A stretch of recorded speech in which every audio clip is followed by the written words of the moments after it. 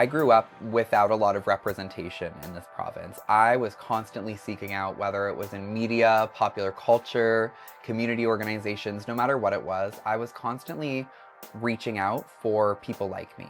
To be that positive representation is huge. Staying in province has been very important to me and a huge part of my journey. Nova Scotia needs more people like me.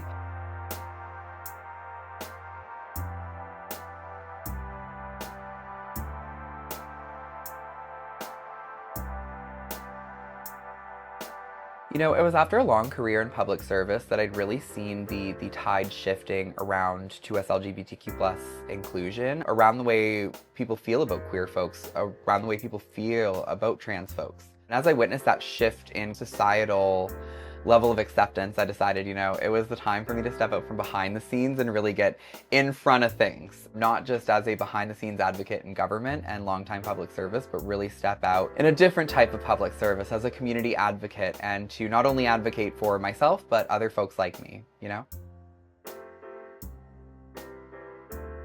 One of our favorite projects was adapting a workshop that already existed from one of our favorite clients, T.R.A.N.S. The Neighbors, Friends, and Families program was adapted to be the Neighbors, Friends, and Chosen Families program, which is not just specific to Nova Scotia, but also the queer and trans community here in Nova Scotia, and recognizing the types of violence that the LGBTQ community here in province experiences.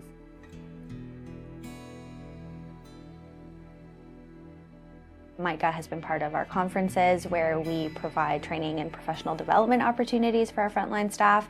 So she's provided training on how to support 2S LGBTQIA+ survivors who are experiencing violence. I think what Mica and T.R.A.N.S have been able to provide for T.R.A.N.S is really accessible and grounded education. So taking often complex ideas and concepts and translating them in ways that are very useful and practical for frontline staff within our member organizations across the province.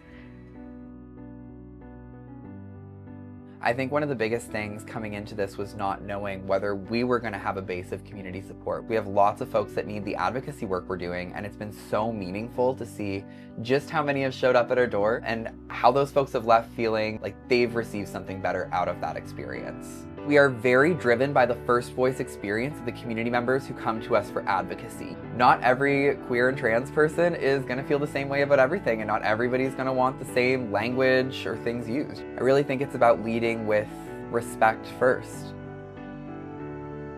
Some of the other things that really drive our work is commitments to the way we practice, making sure that we're connected with a like-minded network of organizations that creates a web of care. So when someone comes to our door, we're not the only person that can help them. If we're not the ones to be able to help you, we know someone who will be able to.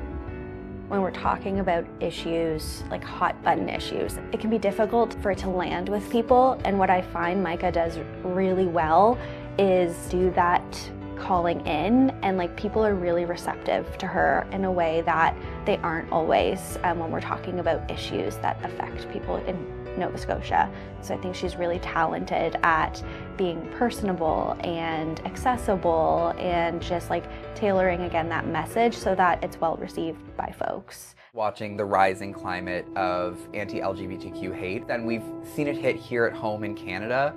You know, the notwithstanding clause has been used in 2 different provinces to strip basic charter rights from trans people. As I've watched my community become more and more of a scapegoat, more and more of a talking point and not people, it was really a motivation for me to get out there and say, hey, no, we are here.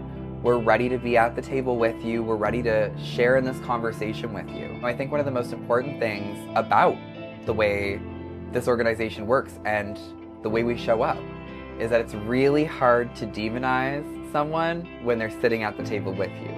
It's really hard to hate someone when they're up close and sharing in that space with you.